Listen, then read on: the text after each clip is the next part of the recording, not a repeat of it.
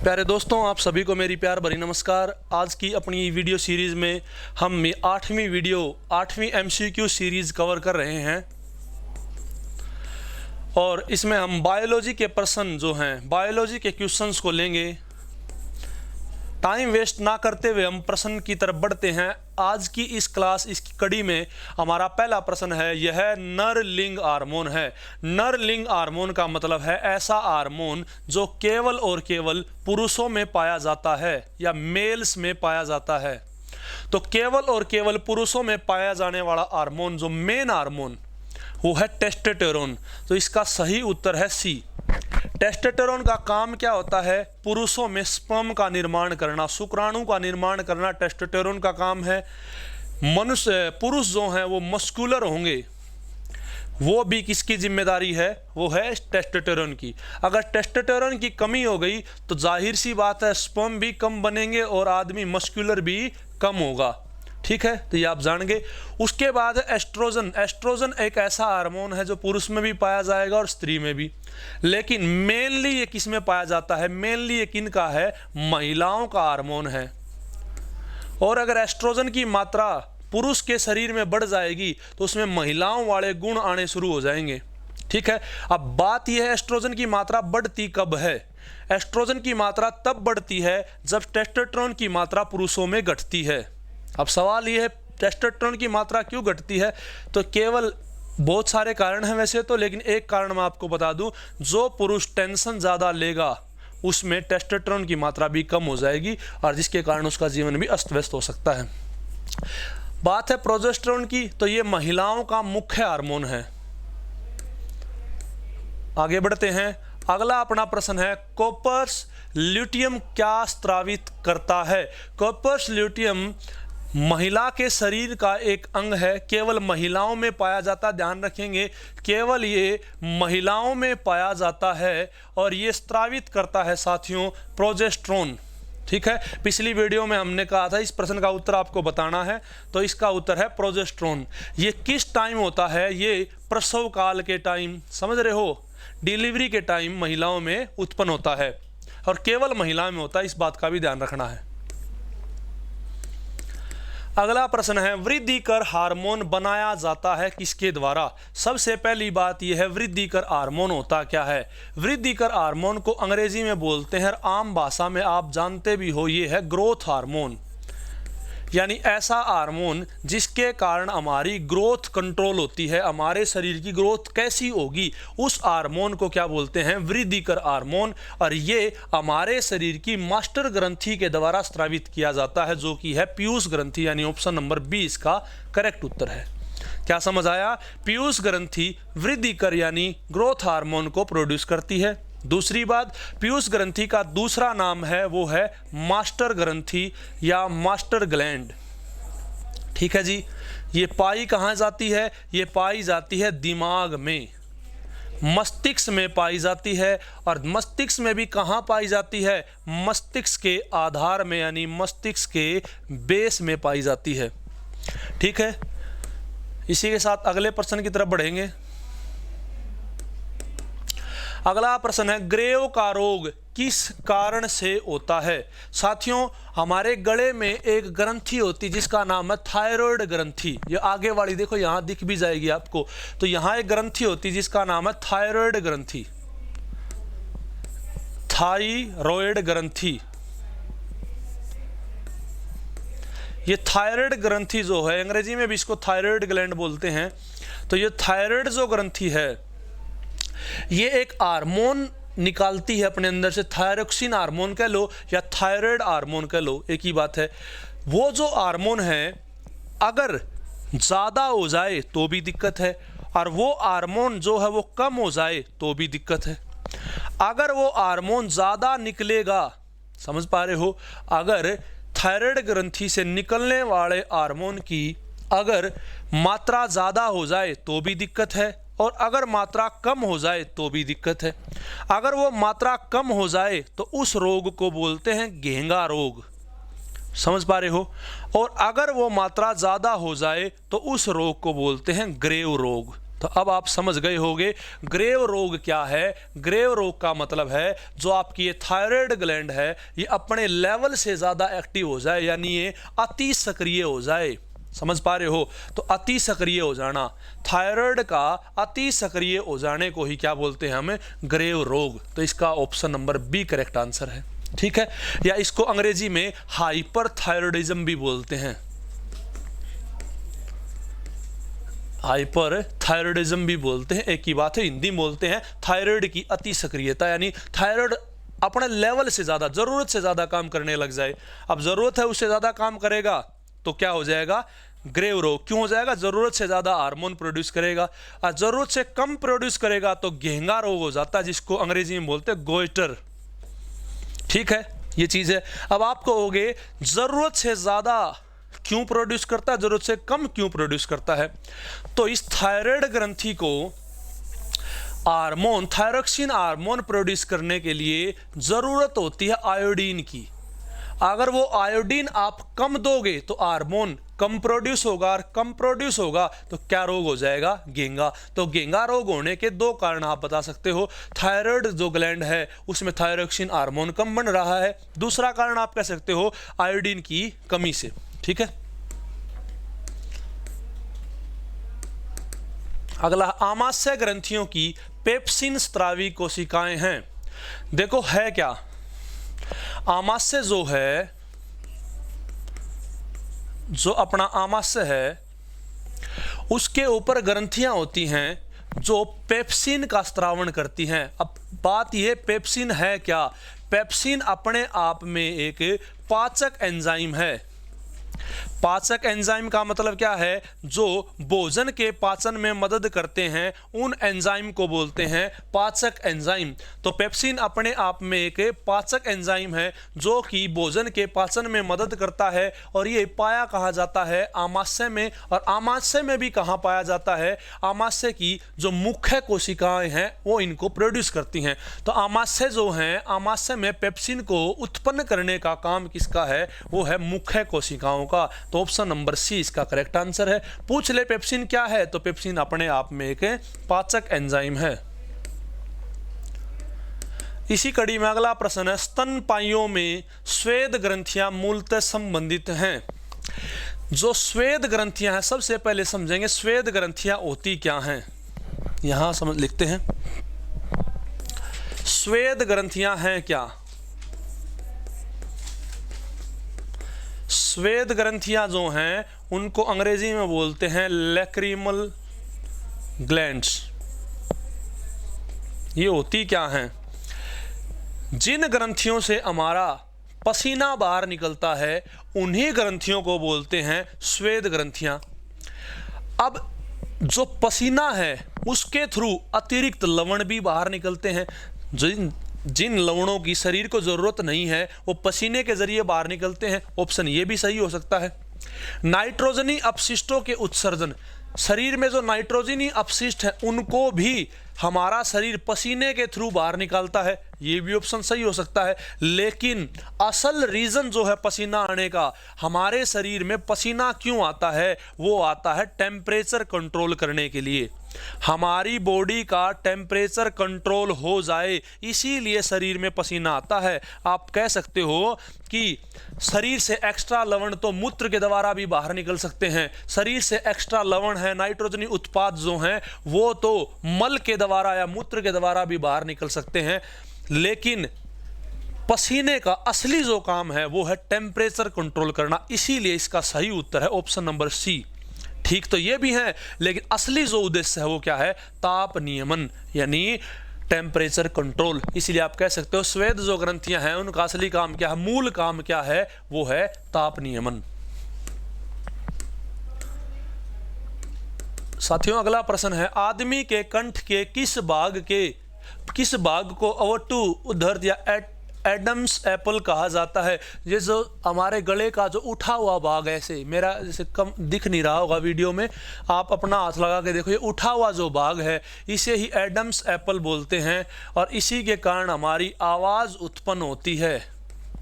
हमारी आवाज़ उत्पन्न होना भी इसी का कारण है, ठीक है। और ये पाया जाता है हमारे आगे यहाँ थायराइड ग्लैंड जो है वहाँ पाया जाता है, इसीलिए ऑप्शन नंबर डी इसका करेक्ट आंसर है, थायराइड उपास्थि में।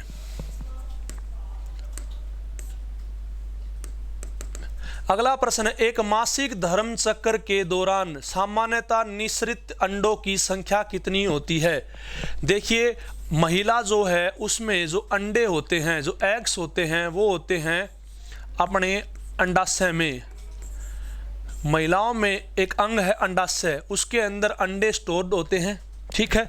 ये जो अंडे हैं वो 28 दिन में एक अंडा अंडवाहिनी तक पहुंचता है, या आप ये कह सकते हो महिलाओं के अंदर जो मासिक धर्म है, जो मेंस्ट्रुअल साइकिल है, मासिक धर्म है, वो होता है 28 दिन का, ठीक है। और उस 28 दिन में सारी प्रोसेस क्या होती है, एक जो अंडा है वो अंडवाहिनी तक पहुंचता है, ठीक है। और अगर उसको 15 से 19वें दिन तक स्पर्म यानी शुक्राणु मिल गया तो वो अंडा स्पर्म के साथ मिलके जाइगोट का निर्माण कर लेगा, नहीं तो अगले मासिक धर्म में बाहर निकल जाएगा। तो कुल मिला के बात ये है, वो अंडा कितने हैं, कितने गिनती में, वो एक ही हैं, तो इसका उत्तर होगा सी यानी एक। तो मासिक धर्म चक्र के दौरान सामान्यतः निःसृत अंडों की संख्या एक ही होती है, तो एक अंडा जो है वही बाहर निकलता है। अगला प्रश्न, घेंगा निम्नलिखित में से किसकी कमी के कारण होता है? तो आप सब जानते हैं घेंगा जो है क्यों होता है। हमारे शरीर में गले में एक ग्रंथि होती है जिसका नाम है थायराइड ग्रंथि, और ये थायराइड ग्रंथि अगर थायरोक्सिन हार्मोन कम प्रोड्यूस करने लग जाए, थायरोक्सिन हार्मोन में कमी आ जाए तो हमें रोग हो जाता है घेंगा। अब थायरोक्सिन में कमी क्यों आती है? क्योंकि थायरोक्सिन की मदद करता है, थायरोक्सिन बनने में मदद करता है आयोडीन। तो अगर आयोडीन की कमी होगी तो थायरोक्सिन की कमी होगी, और थायरोक्सिन की कमी होगी तो रोग कौन सा हो जाएगा? घेंगा। तो आप कह सकते हैं आयोडीन की कमी के कारण घेंगा रोग हो जाता है, ठीक है जी। या घेंगा रोग के कारण में अगर आयोडीन ऑप्शन में ना हो तो ऑप्शन होगा थायरोक्सिन। प्यारे साथियों, अगला प्रश्न है इसमें, आयोडीन की कमी के कारण क्या होता है? वो तो अभी हमने पढ़ा है, घेंगा होता है।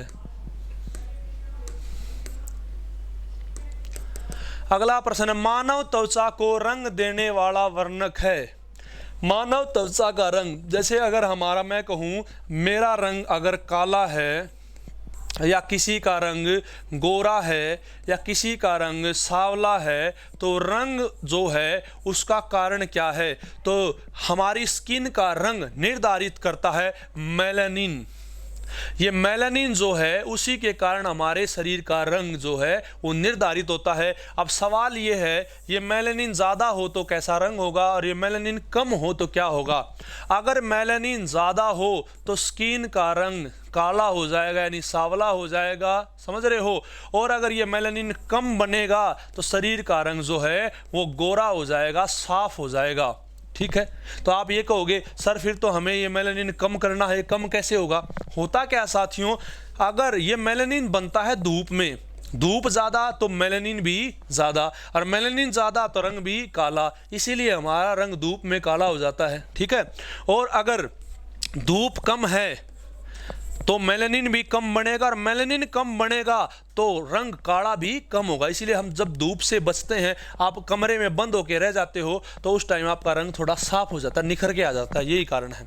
लेकिन रंग जो है वो काला गोरा होना 60% तक तो डिपेंड करता है जीन्स पर। किसके जीन्स कैसे हैं? अब साउथ अफ्रीका के जो इंसान हैं उनका जो मूल रंग है अगर वो काला है तो उनको आप एसी में बिठा लो 6 महीने, गोरा थोड़ी ना हो जाएगा, ये चीज़ है। तो 60% जो रंग है स्किन का वो जीन्स पर, गुणसूत्रों पर निर्धारित होता है, बाकी 40% जो मेलानिन, या आप ये भी कह सकते हो 70% जीन्स पर निर्धारित है, 30% है मेलानिन पर। तो इसका सही उत्तर है ए, मेलानिन देता त्वचा को रंग। एसीटी हार्मोन स्रावित होता है। एसीटी जो हार्मोन है वो है क्या? एसीटी हार्मोन पहले तो इसका अगर मैं बात करूं डेफिनेशन, तो इसका डेफिनेशन है एड्रीनोक्रोटोट्रोपिक हार्मोन। एड्रीनोक्रोटोट्रोपिक हार्मोन बोलते हैं इसको, एसीटी को। और ये एसीटी जो हार्मोन है वो पीयूष ग्रंथि से स्रावित होता है, तो इसका ऑप्शन नंबर सी है। पीयूष ग्रंथि से स्रावित होता है कौन सा हार्मोन? ACT hormone. ये करता क्या है? ये एड्रीनल ग्रंथि को कंट्रोल करता है। एड्रीनल ग्रंथि को कंट्रोल करने का काम किसका है? एसीटी हार्मोन का है। लेकिन ये निकलता किससे है? ये निकलता है पीयूष ग्रंथि से। एड्रीनल ग्रंथि को हिंदी में बोलते अधिवृक्क, ये वाला रहा। तो कई बच्चे एसीटी का ऑप्शन आएगा तो ये अधिवृक्क ठीक करके आएंगे, लेकिन ये गलत है। कंट्रोल करता ये अधिवृक्क यानी एड्रीनल ग्लैंड को, लेकिन निकलता कहाँ से है? ये पीयूष ग्रंथि से। पीयूष ग्रंथि को इंग्लिश में बोलते हैं पिट्यूटरी ग्लैंड, और इसका दूसरा नाम है मास्टर ग्रंथि। और इस मास्टर ग्रंथि की भी मास्टर ग्रंथि है हाइपोथैलेमस ग्रंथि। ठीक है, हाइपोथैलेमस ग्रंथि का काम क्या है? टेम्परेचर को कंट्रोल करना। हमारे बॉडी का जो टेम्परेचर है, हमारे बॉडी का जो बैलेंस है, हमारे बॉडी में भूख प्यास को नियंत्रित करने का काम भी हाइपोथैलेमस का है। 92 नंबर का प्रश्न है, डायबिटीज मेलिटस किस हार्मोन के कम बनने से होती है? आप सब पढ़े लिखे हो, आप जानते हो डायबिटीज जो है हिंदी में बोलते हैं मधुमेह, और आम भाषा में इसको बोलते हैं शुगर। शुगर जो है वो कब हो जाती है इंसान को? शुगर तब होती है जब हमारे शरीर में ग्लूकोज की मात्रा बढ़ जाए। अगर ग्लूकोज बढ़ गई तो हमारे शरीर में शुगर यानी मधुमेह यानी डायबिटीज हो जाएगी। अब ये ग्लूकोज कब बढ़ती है? ग्लूकोज तब बढ़ती है जब हमारे शरीर में इंसुलिन घट जाए। अगर इंसुलिन की कमी हो जाएगी तो हमारे शरीर में ग्लूकोज बढ़ जाएगी, और उसी ग्लूकोज बढ़ने को बोलते हैं मधुमेह यानी शुगर यानी डायबिटीज। तो क्या समझ आया? डायबिटीज किस कारण होती है? इंसुलिन कम बनने के कारण। इसीलिए इसका ऑप्शन नंबर ए बिल्कुल करेक्ट आंसर है। समझ पाए दोस्तों? क्या समझा है कि इंसुलिन कम बनेगा तो शरीर में डायबिटीज हो जाएगी। क्यों हो जाएगी? इंसुलिन मदद करता है किसको? ग्लूकोज को ना बढ़ने में। कैसे मदद करता वो और देखते हैं एक बार, ताकि समझ आ जाए। देखो होता क्या है, हमारे शरीर में अगर ग्लूकोज की मात्रा बढ़ जाए तो वो ग्लूकोज ग्लाइकोजन में बदल जाएगा। अगर ग्लूकोज की मात्रा बढ़ जाए तो वो ग्लूकोज ग्लाइकोजन में बदल जाएगा, लेकिन ग्लूकोज को ग्लाइकोजन में बदलने में मदद करता है कौन? इंसुलिन। अगर सोचो इंसुलिन ना हो तो ये ग्लूकोज ग्लाइकोजन में नहीं बदलेगा। ग्लाइकोजन में नहीं बदलेगा तो ये ग्लूकोज जो है वो ग्लूकोज ही रहेगा, यानी ग्लूकोज की मात्रा बढ़ जाएगी। और ग्लूकोज की मात्रा बढ़ जाएगी तो कौन सा रोग हो जाएगा? डायबिटीज। तो इसका मतलब तो यही हो गया ना कि इंसुलिन की कमी है तो डायबिटीज है। ठीक है, ऑप्शन नंबर ए इसका करेक्ट आंसर है। समझने की बात है। अब यहां से और भी सवाल बनता है, डायबिटीज जो रोग है उसके निवारण के लिए कौन से टीके लगाए जाते हैं, कौन से इंजेक्शन लगाए जाते हैं? तो वो लगाए जाते हैं इंसुलिन हार्मोन के। अगला प्रश्न है, तंत्रिका कोशिका मानव शरीर के किस तंत्र का हिस्सा है?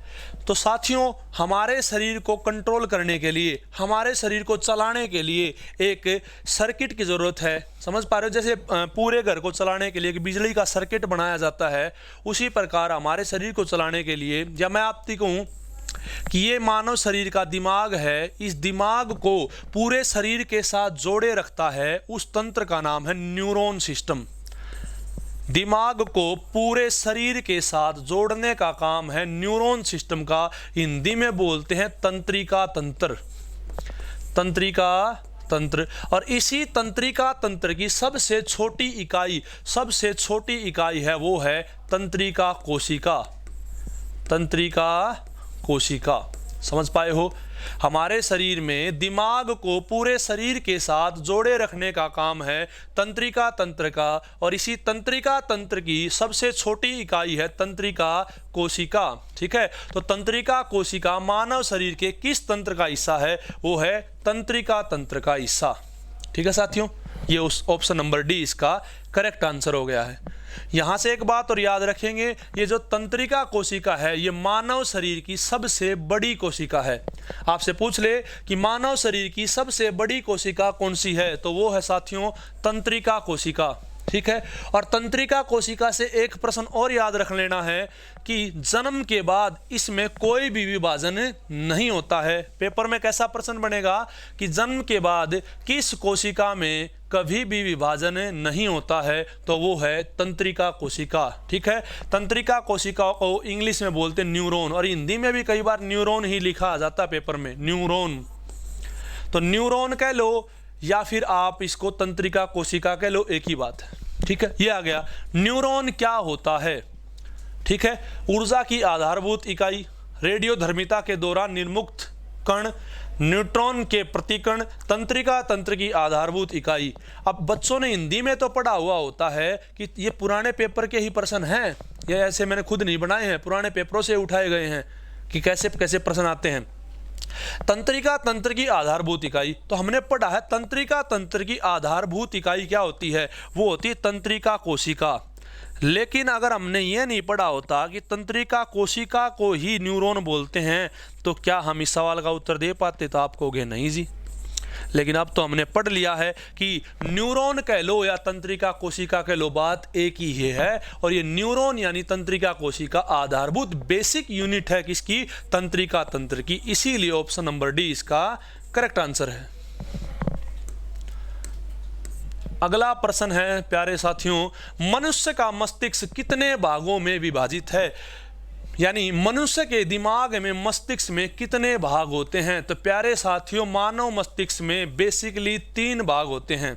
समझ पा रहे हो? सबसे पहला आगे वाला भाग परम मस्तिष्क बोलते हैं, फिर बीच वाला भाग है इसको मध्य मस्तिष्क बोलते हैं, फिर लास्ट वाला भाग है इसको बोलते हैं पश्च मस्तिष्क। तो मानव का जो दिमाग है, ब्रेन है, वो 3 हिस्सों में डिवाइड किया गया है। पहला है प्रमस्तिष्क, दूसरा है मध्य मस्तिष्क और तीसरा है पश्च मस्तिष्क। ठीक है, तो इसका उत्तर क्या हो गया? ऑप्शन नंबर बी यानी 3। तो मानव मस्तिष्क कितने भागों में विभाजित है? 3 भागों में विभाजित है। Option number B is the correct answer of this question.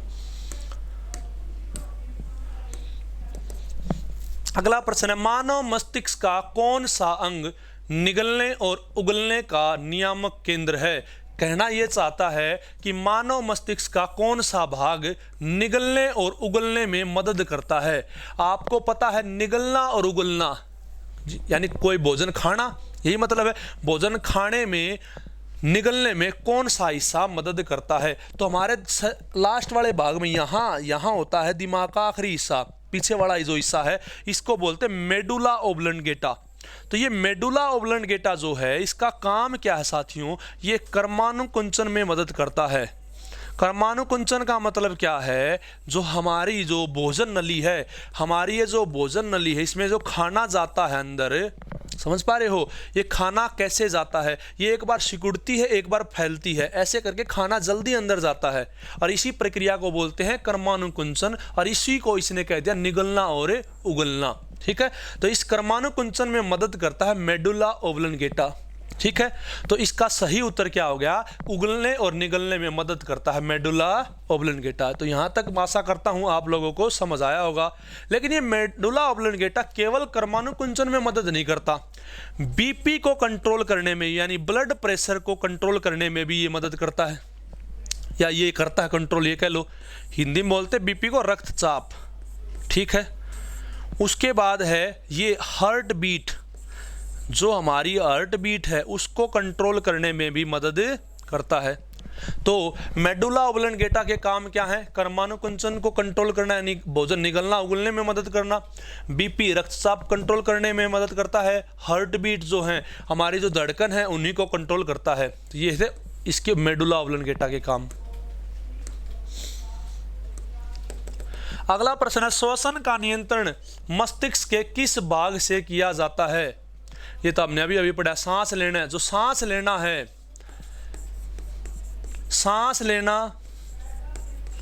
सांस लेना, ब्लड प्रेशर, हार्ट बीट और खाना उगलना या निगलना यानी कर्मानुकुंचन, ये सारी की सारी गतिविधियां कंट्रोल करता है मेडुला ओब्लंगेटा। इसीलिए ऑप्शन नंबर बी इसका करेक्ट आंसर है।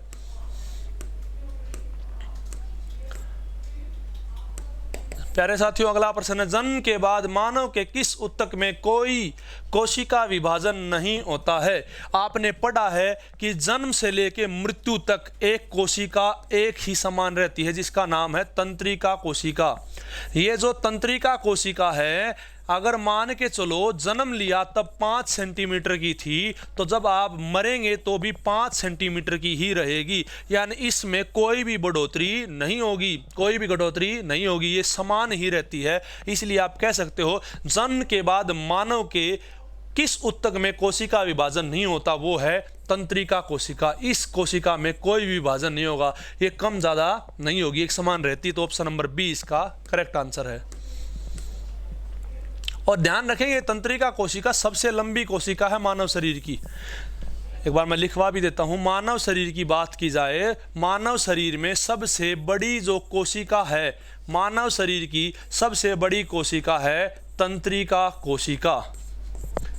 कोशिका की बात करोगे तो सबसे बड़ी कोशिका है तंत्रिका कोशिका। और सबसे बड़े अंग का बात करो, अंग की बात करोगे तो सबसे बड़ा अंग है त्वचा यानी स्किन।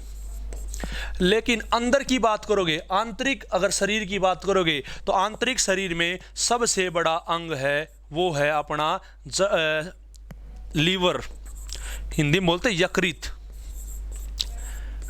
समझ पा रहे हो? या सबसे बड़ी ग्रंथि भी कौन सी है? यकृत।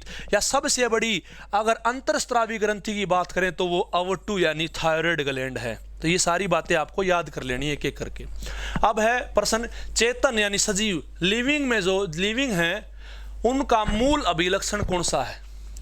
पूछना चाह रहा है जो लिविंग है उनका लक्षण इनमें से कौन सा है? मूल पूछा है। मूल लक्षण यानी लक्षण तो सारे हैं, लेकिन इनमें से मूल बताना, बेसिक कौन सा है?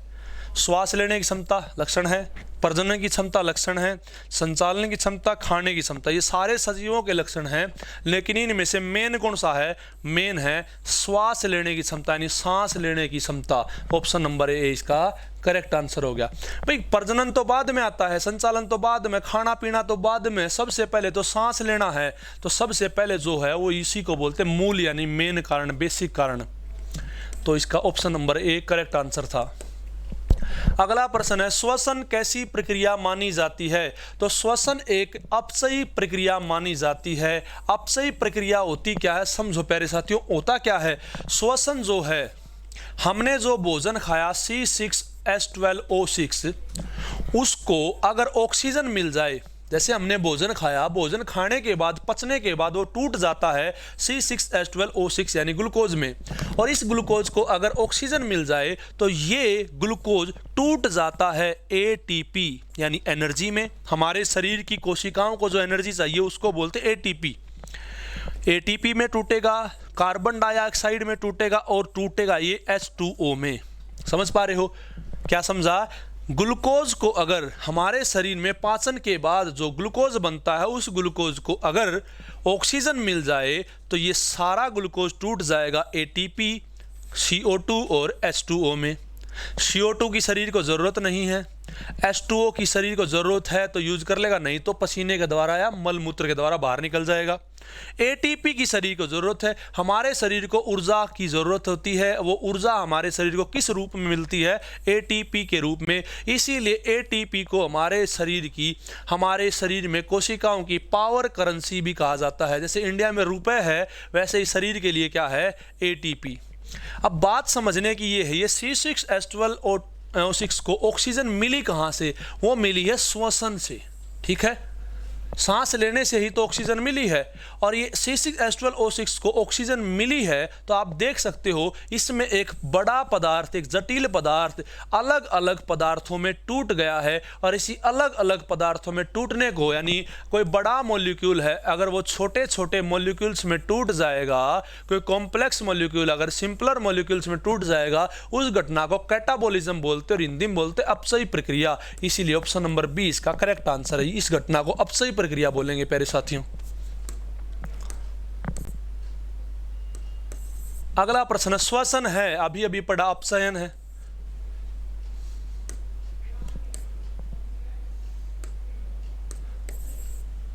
मानव शरीर में सबसे लंबी कोशिका कौन सी है? अभी अभी पढ़ा है, मानव शरीर में सबसे लंबी कोशिका है तंत्रिका कोशिका। ऑप्शन नंबर डी इसका करेक्ट आंसर है। और इसमें जन्म के बाद कोई भी विभाजन नहीं होता है, तंत्रिका तंत्र का भाग है, ये भी ध्यान रखना है। सबसे अधिक अपवर्तनांक वाला आंख का अंग है। ध्यान रखेंगे पहली बात तो अपवर्तनांक जो है वो लेंसेज का होता है। जो लेंस होते हैं उनका अपवर्तनांक होता है। मानव शरीर में लेंस कहाँ है? आंख में है। ठीक है, समझ रहे हो? तो आंख में लेंस जो है उसका अपवर्तनांक सबसे ज़्यादा है, इसीलिए ऑप्शन नंबर सी इसका करेक्ट आंसर है। तो क्या हो गया? सबसे अधिक अपवर्तनांक वाला आंख का अंग है वो है लेंस। अब लेंस जो है वो किसका बना होता है? वो बना होता है एक प्रोटीन का। और कैसा प्रोटीन होता है? लचीला प्रोटीन होता है, ये भी ध्यान रखना है। अगला प्रश्न, एक आदमी 10 मीटर की दूरी से साफ नहीं देख पाता, वह किस रोग से ग्रसित है? ध्यान रखना, इसको याद कर लेना। अगर कोई आदमी दूर का नहीं देख पाता तो उसको निकटवर्ती दोष है। ठीक इसका उल्टा याद करना है। दूर का नहीं देख पाता तो उसको निकटवर्ती दोष है, और अगर वो पास का नहीं देख पाता, समीप का नहीं देख पाता, तो उसको दूरदृष्टि दोष है। ठीक उल्टा याद कर लेना है। क्या समझे हो? दूर का नहीं देख पाता तो निकटवर्ती दोष है, और समीप का, नजदीक का नहीं देख पाता दूरदृष्टि दोष है। ठीक इसका उल्टा। अब 10 मीटर दूर का नहीं देख पाता, यानी दूर का नहीं देख पाता तो निकटवर्ती दोष है, तो ऑप्शन नंबर बी इसका करेक्ट आंसर है। इंग्लिश में बात करोगे तो निकटवर्ती को क्या बोलोगे? मायोपिया। ठीक है जी, ये चीज। अगला प्रश्न है, मानव की आंख में निकट दृष्टि दोष को ठीक किया जा सकता है। ध्यान रखेंगे, निकटवर्ती जो दोष है उसको अगर आप अवतल लेंस का चश्मा यूज कर लोगे तो आप इस दोष को दूर कर सकते हो। यानी किसी बंदे को अगर निकटवर्ती दोष है, निकटवर्ती दोष का मतलब क्या होता है? जिस बंदे को दूर का नहीं दिखता हो, दूर का नहीं दिखता हो, उस बंदे को होता क्या है? निकटवर्ती दोष। उल्टा याद करना था ना, दूर का नहीं दिखता तो निकटवर्ती, पास का नहीं दिखता तो दूरदृष्टि दोष। ठीक है, तो दूर का नहीं दिखता उसको निकट दृष्टि दोष होता है, और अवतल लेंस का प्रयोग कर सकते हैं। अब ये हो, दूरदृष्टि दोष के लिए कौन से लेंस का प्रयोग करेंगे? तो उत्तल लेंस का। ठीक इसका उल्टा हो जाएगा। तो इसका ऑप्शन अवतल कहाँ है? सही अवतल लेंस का प्रयोग करके option number B correct answer है। अगला प्रश्न है, निकट दृष्टि मायोपिया रोग का संबंध किससे है? आंख से है, पढ़ा है हमने। ऑप्शन नंबर डी इसका करेक्ट आंसर। अगला प्रश्न है, ट्रेकोमा बीमारी निम्नलिखित में से किस अंग से संबंधित है? प्यारे साथियों, ट्रेकोमा एक बीमारी होती है जो आंखों से संबंधित है, और ये बीमारी जो है वो एक संक्रामक बीमारी है, यानी एक व्यक्ति से दूसरे व्यक्ति में फैल सकती है।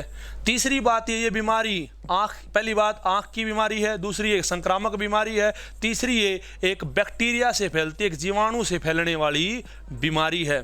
चौथी बात, अगर इस बीमारी का समय पर इलाज ना किया जाए तो व्यक्ति अंधा भी हो सकता है। ये बात थी ट्रेकोमा बीमारी से। अब ट्रेकोमा बीमारी किससे संबंधित है? आसान सी बात है, आंख से संबंधित है, हमारी आई से संबंधित है। ऑप्शन नंबर डी था करेक्ट आंसर। अगला प्रश्न है, बुद्धि का केंद्र स्थित है। बुद्धि का केंद्र किस में होता है? यानी ये कहना चाह रहा है बुद्धि जो है हमारे मस्तिष्क में कौन से भाग से हैंडल होती है? तो हमारे शरीर का एक भाग, हमारे मस्तिष्क का, दिमाग का एक भाग है प्रमस्तिष्क। ठीक है, पढ़ा हमने 3 भाग, प्रमस्तिष्क, मध्य मस्तिष्क, पश्च मस्तिष्क पढ़े हैं। तो ये प्रमस्तिष्क जो है उसी भाग का काम है, उस हिस्से का काम होता है विचार शक्ति को कंट्रोल करना। जो हम विचार करते हैं, हम सही गलत का जो निर्णय लेते हैं,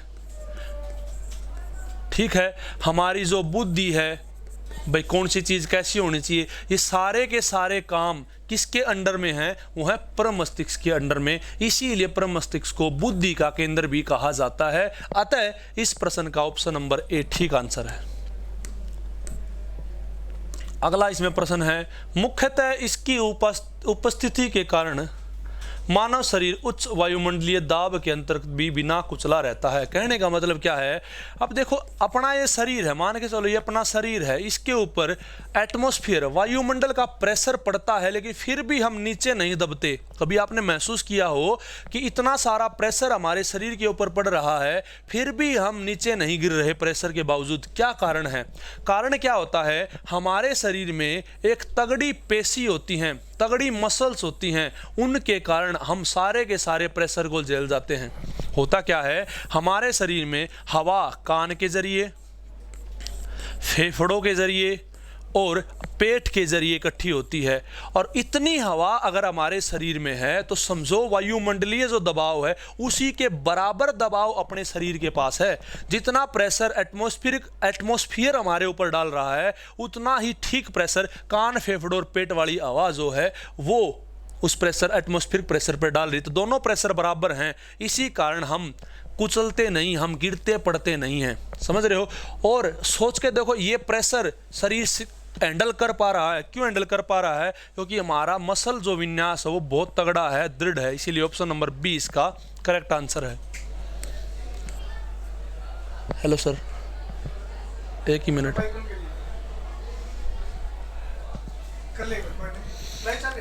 हाँ।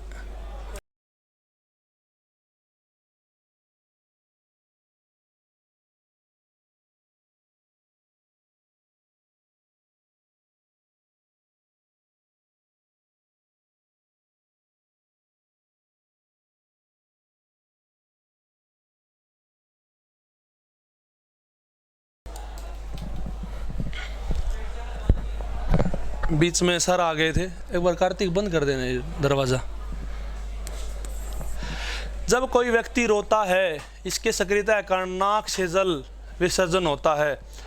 तो जो अश्रुकारी, जो हमारी अश्रुकारी ग्रंथि है, जिसके कारण हमें आंसू आते हैं, उस ग्रंथि के कारण ही सीधी सी बात, जो अश्रुकारी ग्रंथि है उसी के कारण हमें आंसू आते हैं, और वही आंसू कई बार नाक से भी निकल जाते हैं। तो इसका उत्तर है ऑप्शन नंबर डी।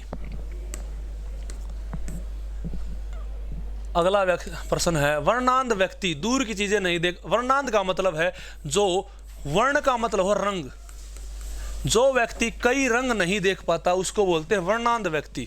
तो कुछ रंगों के बीच भेद नहीं कर पाता, इसका option number C correct answer है। वर्णांध का मतलब है कलर ब्लाइंड। कलर ब्लाइंड का मतलब है जो व्यक्ति कुछ रंगों को ना देख पाए, भेद ना देख पाए का मतलब है उसको दोनों रंग एक जैसे दिखेंगे। तो ऑप्शन नंबर सी इसका करेक्ट आंसर है। जैकबसन अंग निम्नलिखित में से किसके साथ संबंधित है? जैकबसन जो अंग है वो प्यारे साथियों सांप में पाया जाता है, और ये सांप को कोई भी चीज सूंघने में मदद करता है। तो सांप को सूंघने में मदद करने वाले अंग को क्या बोलते हैं? जैकबसन अंग। ठीक है, और ये जैकबसन अंग क्या काम करता है? सांप की सूंघने में मदद करता है, इसीलिए ऑप्शन नंबर सी इसका करेक्ट आंसर है। अगला प्रश्न है, ईईजी का प्रयोग किसकी गतिविधि दर्ज करने के लिए किया जाता है? तो जो ईईजी होती है वो मस्तिष्क यानी ब्रेन की गतिविधि दर्ज करने के लिए किया जाता है, इसीलिए ऑप्शन नंबर सी इसका करेक्ट आंसर है। बात करें ईईजी की तो किसकी गतिविधि दर्ज करता है? ब्रेन यानी मस्तिष्क की। बात करें अगर ईसीजी की तो वो गतिविधि दर्ज करता है किसकी? हार्ट यानी हृदय यानी दिल की। तो आज के लिए इतना, आगे शायद प्रश्न नहीं होंगे। ठीक है जी, thanks for watching. Like share and subscribe करें। धन्यवाद। आज के लिए इतना, कल मिलते हैं जल्दी।